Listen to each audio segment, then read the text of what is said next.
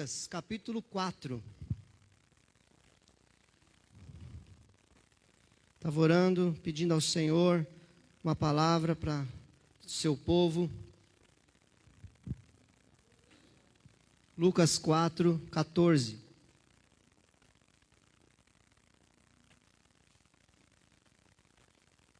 Fica de pé pela última vez, se você puder, e acompanhe comigo. Lucas 4, 14 diz assim: Jesus voltou para a Galileia, no poder do Espírito. Aleluia! E por toda aquela região se espalhou a sua fama. Ensinava nas sinagogas, e todos o elogiavam. Ele foi a Nazaré, onde havia sido criado, e no dia de sábado entrou na sinagoga, como era seu costume, e levantou-se para ler. Foi-lhe entregue o livro do profeta Isaías. Abriu e encontrou o lugar onde está escrito: O Espírito do Senhor está sobre mim, porque Ele me ungiu para pregar boas novas aos pobres. Ele me enviou para proclamar liberdade aos presos e recuperação da vista aos cegos, para libertar os oprimidos e proclamar o ano da graça do Senhor. Então ele fechou o livro, devolveu ao assistente na sinagoga. Todos tinham os olhos fitos nele, e ele começou a dizer-lhes: Hoje se cumpriu a escritura que vocês acabaram de ouvir. Amém. Podem sentar.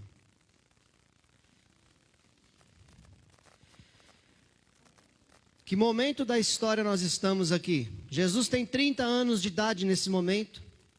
Ele tinha acabado de ser batizado no Rio Jordão pelo profeta João Batista.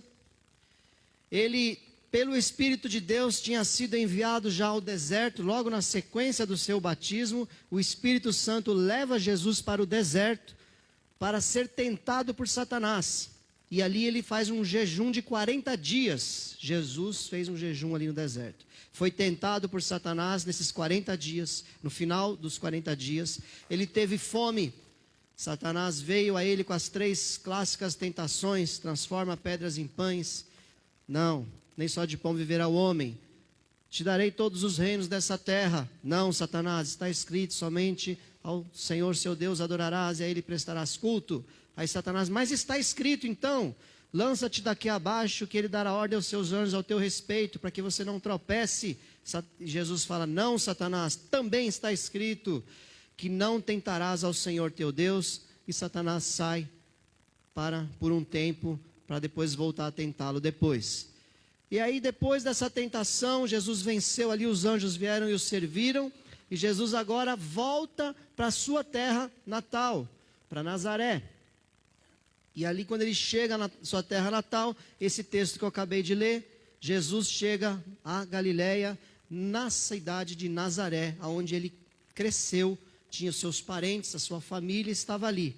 E algumas coisas importantes, interessantes aqui para citar. Jesus foi para lá no poder do Espírito. Primeira coisa para nós analisarmos aqui, numa análise aqui textual, aqui ponto a ponto, é que Jesus andava no poder do Espírito. Jesus não fazia as coisas da cabeça dela. Veja só, o Espírito Santo leva Jesus para ser batizado nas águas. Jesus é levado pelo Espírito Santo ao deserto para ser tentado por Satanás. Ou você acha que o Espírito Santo só te leva para você receber aquela bênção? Não, o Espírito Santo te leva para a guerra também, para você guerrear contra o inferno e vencer, amém? Foi levado. E no poder do Espírito Santo, Jesus volta para a sua terra natal. E nós poderíamos pensar agora aqui, se não conhecêssemos a Bíblia: poxa, para quê? É a minha terra natal, é o meu porto seguro, é o lugar onde eu cresci, onde estão os meus amigos, a minha família, a minha mãe, os meus parentes. Mas não, ali foi onde Jesus recebeu uma grande oposição. Ele chega pregando o evangelho e todos o elogiavam, como nós vimos aqui. Porque, nossa, o filho do José, olha lá, ô Esdras, você viu, Malaquias, o filho do José? Pois é, Jacó, eu vi. Rapaz, ele tem uma sabedoria para pregar a palavra de Deus. Está lá na sinagoga pregando e todos o elogiando. Mas quando ele vai e começa a falar agora de quem ele é, as coisas mudam, que é a segunda parte do texto que eu não li. E eles começam agora a se enfurecer com ele, porque ele se proclama o Messias.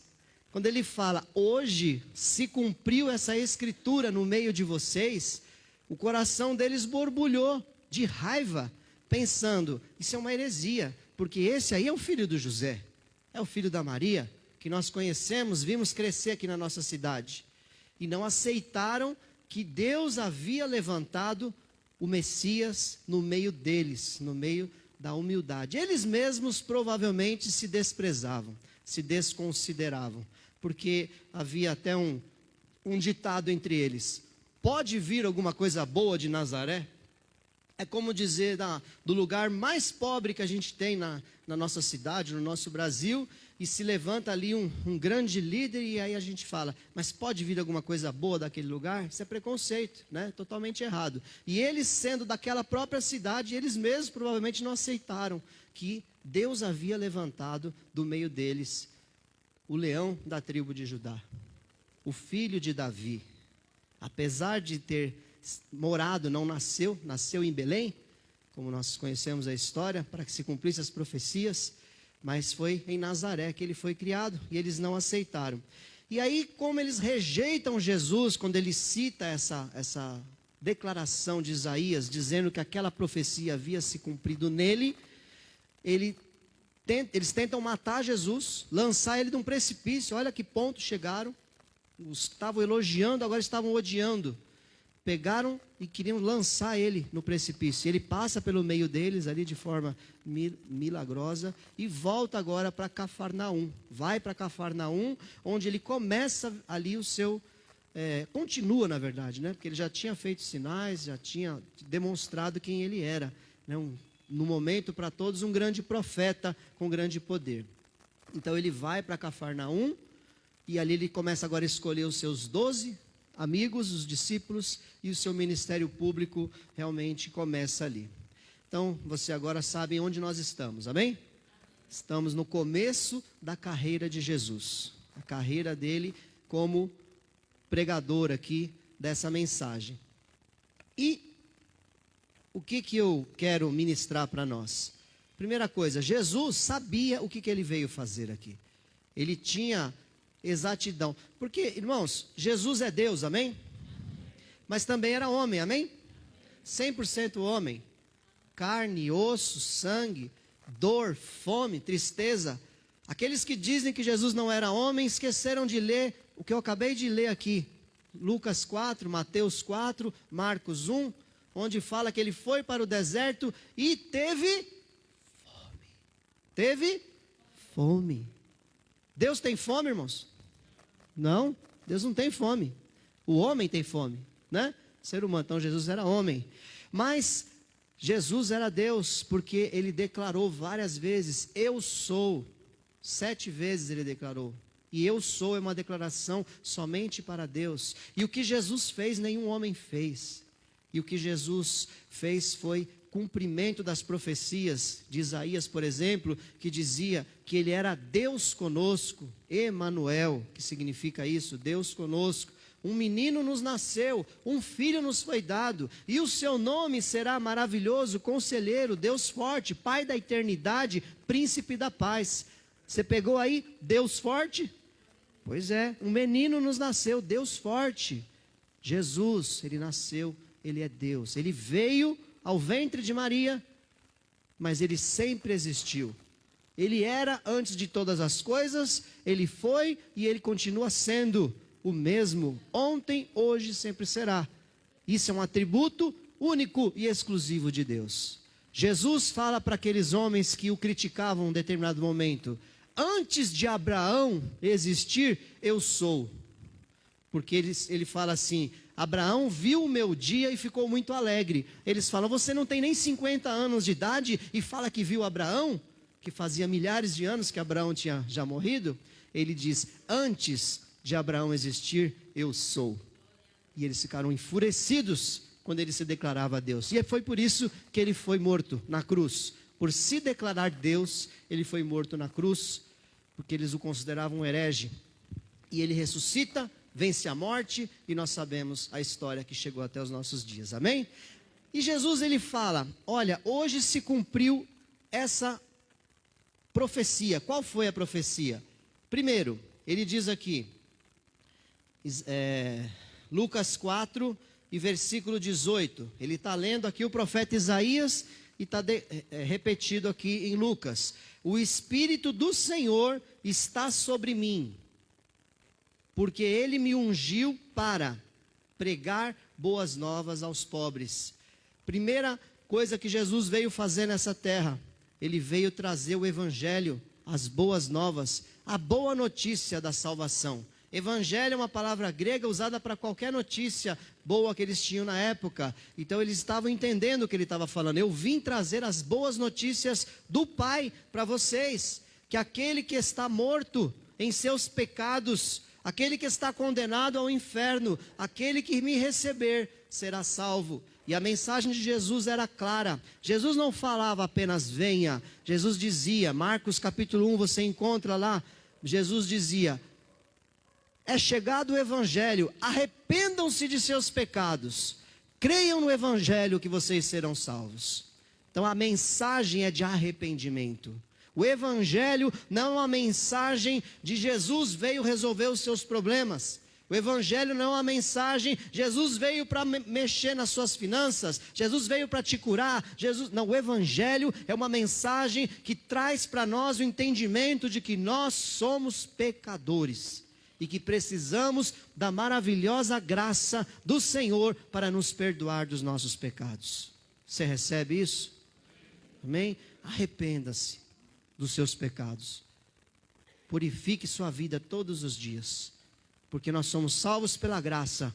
É o favor de Deus. Mas Ele nos chama para arrependimento. Arrependa-se. Então, qual é a principal mensagem do Evangelho? Arrependa-se dos seus pecados e converta-se a Deus e tenha uma nova vida em Cristo. Amém?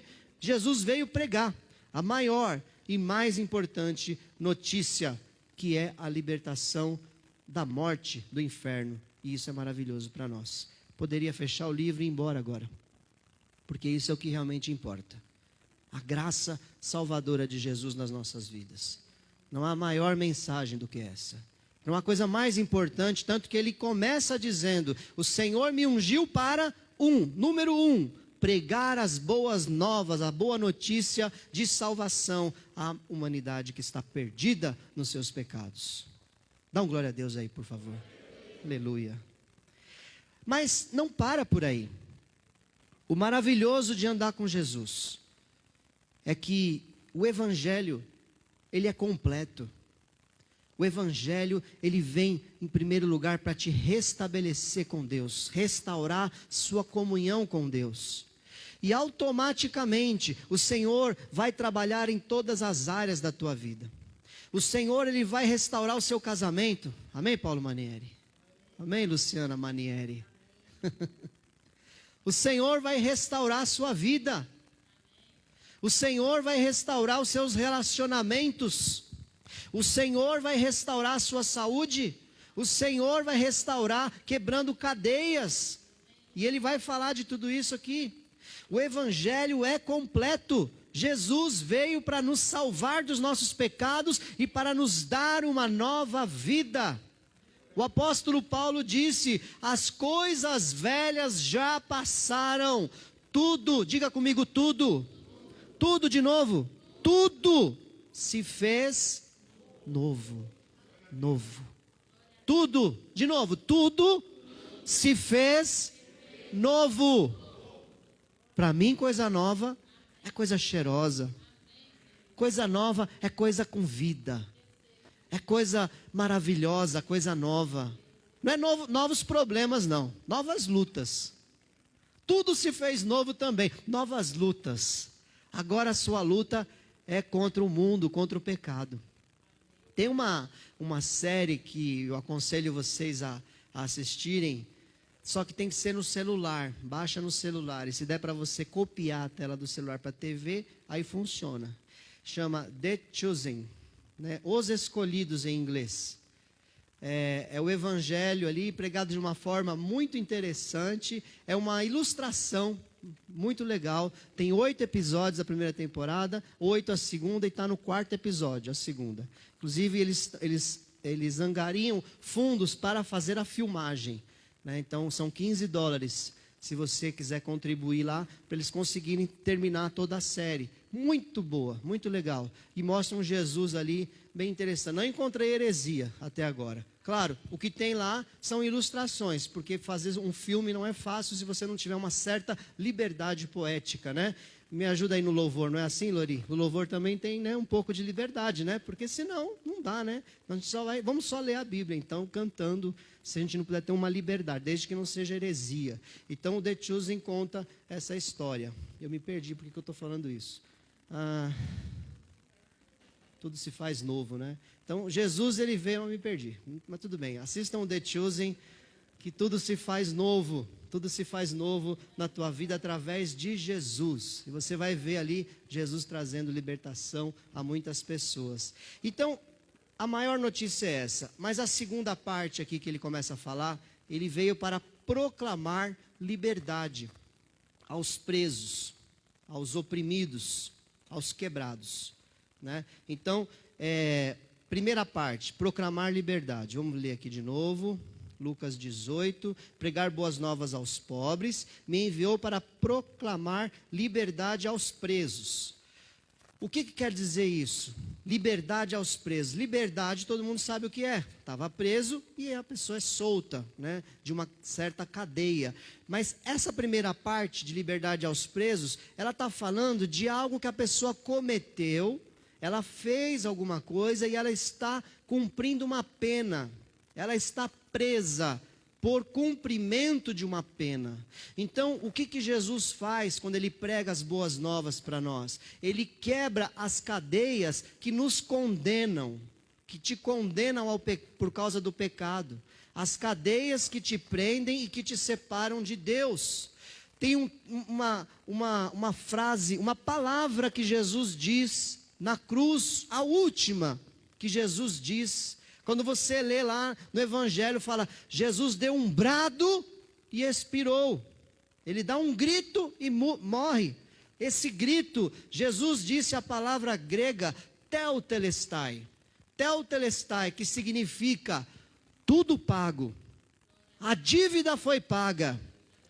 Numa prisão romana, havia uma plaquinha do lado de uma cela. Quando a pessoa estava naquela cela, quando ela cumpria a sua pena, ou quando alguém pagava a sua dívida, aquela cela era aberta e se escrevia naquela plaquinha, teotelestai, ou seja, essa pessoa não deve mais nada, ela está livre, ela está liberta dessas cadeias, e foi isso que Jesus fez quando Ele te resgatou, quando Ele me resgatou. Eu e você éramos prisioneiros do pecado, éramos prisioneiros e condenados ao inferno, mas Jesus quebrou pagou as nossas dívidas, quebrou as nossas cadeias, venceu o pecado, venceu a morte e nos deu direito à vida.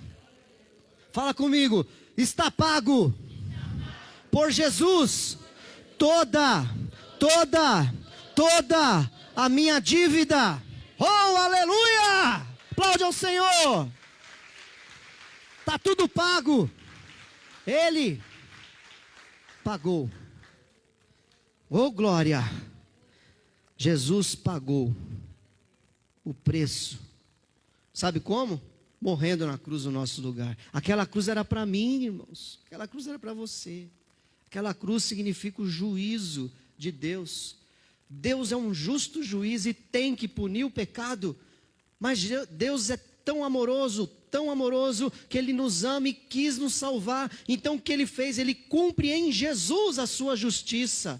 Jesus leva sobre si todo o nosso pecado e vai ao inferno no nosso lugar. Ressuscita e vence a morte. E agora nós temos a vida dele. Então Jesus te libertou da condenação do inferno. Oh, glória. Agora, muitas pessoas vêm para Jesus. Muitas pessoas recebem essa mensagem maravilhosa. E pulando aqui a recuperação da vista, também fala para libertar os oprimidos.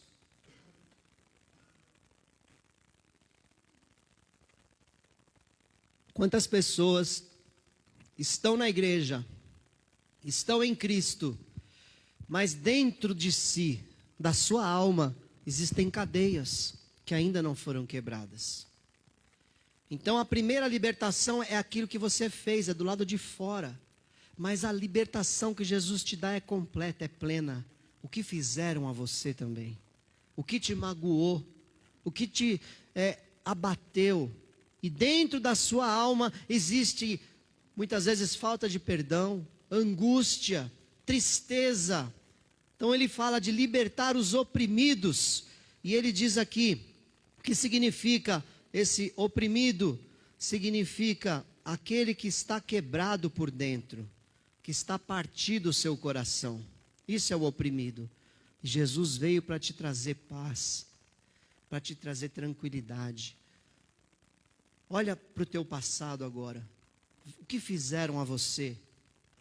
Que cadeias ainda existem no seu peito, que te levam à opressão, à tristeza, ao abatimento? O Espírito Santo me revela que há entre nós pessoas que vira e mexe, elas se lembram do seu passado e começam a chorar ou começam a ter um profundo abatimento de tristeza. Eu quero te dizer nessa manhã, você que me ouve na internet, você aqui presente, Jesus veio quebrar essa cadeia na tua vida. Não importa o que fizeram a você, que saia da sua boca a palavra, eu perdoo. Amém? Eu te perdoo. Não importa se a pessoa já morreu, se ela está viva, declare, eu te perdoo. Amém, irmão? Amém? Perdoe. Essa cadeia Jesus está quebrando hoje na tua vida. Receba, em nome de Jesus. Foi injusto? Foi. Aconteceu muitas vezes quando a pessoa era criança. Verdade. Mas você não tem que carregar mais isso. Porque Jesus veio para te libertar de toda a opressão. É libertador isso, aleluia. Quantas cadeias a gente carrega por falta de entendimento. Hoje o Senhor está fazendo uma grande obra na tua vida. Oh, aleluia. Ele veio para libertar os oprimidos. Lá em Isaías, eu quero ler agora. Olha só o texto completo que Jesus leu. O que ele vai fazer na tua vida? Receba. O Espírito do soberano, o Senhor, está sobre mim, porque o Senhor ungiu-me para levar as boas notícias aos pobres, enviou-me para cuidar dos que estão com o coração quebrantado, anunciar liberdade aos cativos e libertação das trevas aos prisioneiros, para proclamar o ano da bondade do Senhor e o dia da vingança do nosso Deus, para consolar todos os que andam tristes e dar a todos os que choram, presta atenção, e dar a todos os que choram em Sião uma bela coroa em vez de cinzas, o óleo da alegria em vez de pranto e o manto de louvor em vez de espírito deprimido. Oh, Deus maravilhoso e completo, abundante em tudo que faz, coroa ao lugar de cinzas, um manto de louvor, aleluia, um manto de louvor, ao invés de um espírito deprimido, ao invés de você estar prostrado, você está pulando, se alegrando na presença do Senhor, porque Ele te salvou, Ele te libertou, Ele te curou, Ele fez de você uma nova vida, te deu um novo nome, preparou para ti moradas eternas, e vai voltar para te resgatar como noiva, ungida pelo Espírito do Senhor, linda, maravilhosa, e o seu passado morreu, aleluia. Aplaude a Ele, Ele é digno. Oh, Jesus, obrigado, Senhor, porque o Senhor é bom. Oh, glória. Olha só, Jesus é maravilhoso. Jesus também da recuperação da vista aos cegos. Aí a gente pode pensar, aquela pessoa que tem os seus olhos com defeito, também, mas não só isso. Recuperação da vista significa também mentalmente cego. Aquele que não enxerga direito, que não vê as coisas como elas são. Jesus, Ele te dá sabedoria. Jesus vai te ensinar a viver nessa terra de forma sábia, de forma prudente. Você vai se destacar sim entre as pessoas, porque o Senhor vai abrir a tua visão, e onde ninguém está vendo nada, você vai enxergar, porque o Espírito de Deus vai abrir o teu entendimento. Por isso que eu digo, não precisava de mais nada, a graça salvadora é suficiente, mas Deus é abundante em abençoar, Ele gosta de fazer isso, é do caráter de Deus ser mais e mais e mais e mais. Então Deus te quebra as suas cadeias externas, te quebra as suas cadeias internas, e Deus abre a sua visão. Quem já viu aquele vídeo daquela criança pequenininha que ele nunca tinha enxergado com óculos, e de repente ele coloca o óculos, e ele abre o olho assim, arregala e começa a ficar impressionado, que agora ele vê as coisas nítidas como elas são.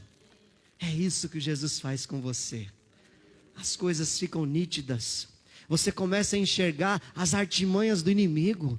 Você não é mais passivo, recebendo bordoada de Satanás e tendo que toda hora correr. Não, o Senhor já te mostra o que o inimigo está fazendo, e você vai à luta e vence o inimigo antes que ele entre na cidade.